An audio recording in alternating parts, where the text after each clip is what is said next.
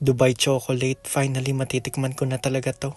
Yung ingredients nito ay exclusive lang sa Dubai. At pag bumili ka dito sa Japan ay napakamahal niya talaga. Kaya sa Dubai na kami bumili. Shinip sa Pinas, shinip sa Japan. At ngayon finally, nandito na siya. Naisip ko kasi mahal na rin lang. Dibilhin ko na yung original sa Dubai. Sa sobrang sarap ay hindi ko na na-videohan yung mga umpisa dahil kumain ni misis ko. Chocolate yung labas niya pero yung loob niya ay kulay green.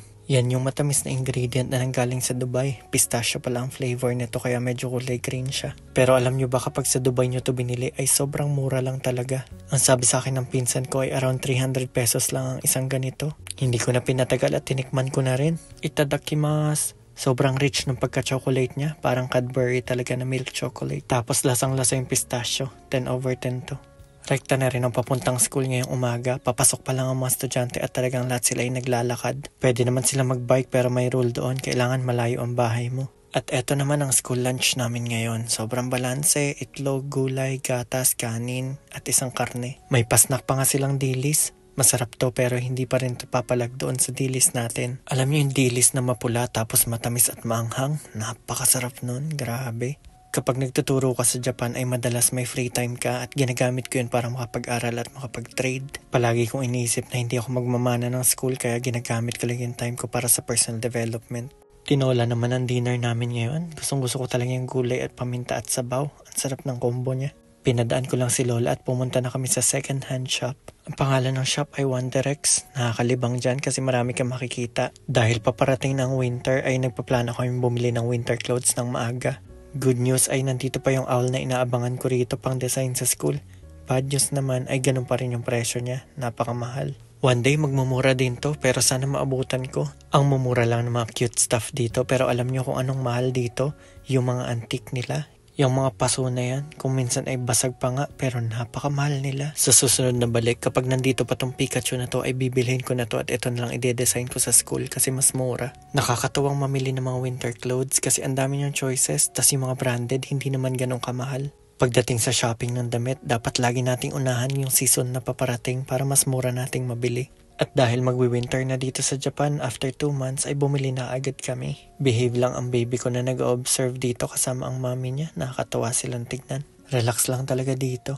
Actually, hindi mo naman kailangan bumili ng kahit ano, kahit bumisita ka lang at magtingin-tingin. For sure, para sa ating mga Pinoy, baduy itong dahon na brand ng bike. Pero ang mahal-mahal niya dito sa Japan. Kung ano-ano pa yung mga brand na nakita ko. May Merida, Giant, Cannondale. Pagkatapos na ay napatingin ako sa mga laruan. Ay nakakamiss ang kabataan talaga. Kung may ganito lang mga shop sa Pinas, nako, saglit lang ito ay ubos na talaga. Panigurado para sa batang 90s hindi mo na pag-iisipan to. Bili na agad. Kasi kung minsan hindi naman yung item talaga ang focus dun sa pagbili natin. Kundi yung mga memories na attached dun sa item. Alam mo yung titignan mo lang yung laruan tapos nababalikan mo lahat na kayong magpipinsan, magka-classmate ay sabay-sabay na nanonood. Isa pa maganda sa second hand shop yung kapag nagtitingin-tingin ka lang mga gusto mong bilhin tapos makakahanap ka ng isang napakagandang branded. Tapos nagulat ka pa kasi ang laki ng minura dun sa original price. May mga ganun, di ba? Yung unang kita mo pa lang sa item tapos na in love ka na talaga. Alam mo nang yun na yung para sa'yo. Pagkatapos namin magala ay pumunta naman kami sa grocery store. Natutuwa ako kay Mika kasi nag-observe lang talaga siya. Walang kaingay-ingay. Swabe ang mga pulutan sa Japan kasi isang pack na ay halo-halo na talaga matitikman mo. Hindi ako nagiinom pero kung nagiinom ako siguro ang swabe ng mga pulutan talaga dito sa Japan. Isa sa mga pinaka-unique na pagkain ng Hapon ay itong miso soup. At dahil fermented food yan ay papasayahin mo na naman ang gut mo tuwing kumakain ka niyan. Nag-check out na rin kami at kailangan namin umalis bago magkape. Bumili ako ng ilang ice cream para ipatikim sa lolo at lola ni Mika. Hindi ko lang na video pero sobrang tanda na nitong nasa counter. Pag nasa Japan ka talaga, hindi ka pwedeng sumuko kasi kailangan mo magbayad ng bills para mabuhay. Kaya saludo ko dito kay Lola Cashier. Ang bait niya. In-advisean pa nga ako sa estimate ng plastic bags. Workout lang tayo dahil hindi natin pwedeng pabayaan ng personal development. Kung mahal natin ang ating mga pamilya ay kailangan natin alagaan ang ating mga sarili para maalagaan din natin sila. Nung binata ako ay sobrang carefree ko. Gusto ko lahat mabilis. Yung feeling na kung mamatay, edi mamatay. Pero ngayon nagka-baby na ako, nagbago lahat ng perspective ko.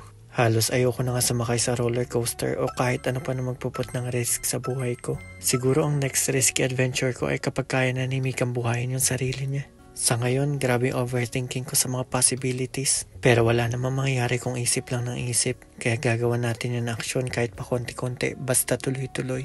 Kaya kahit hindi maiwasang mag-overthink ay sabayan natin ang aksyon nito. Ika nga nila, consistency is king. Kaya para sa ating mga pangarap ay tuloy-tuloy lang natin ang ating mga ginagawa. Kayang-kaya natin to. Yun lang, bye!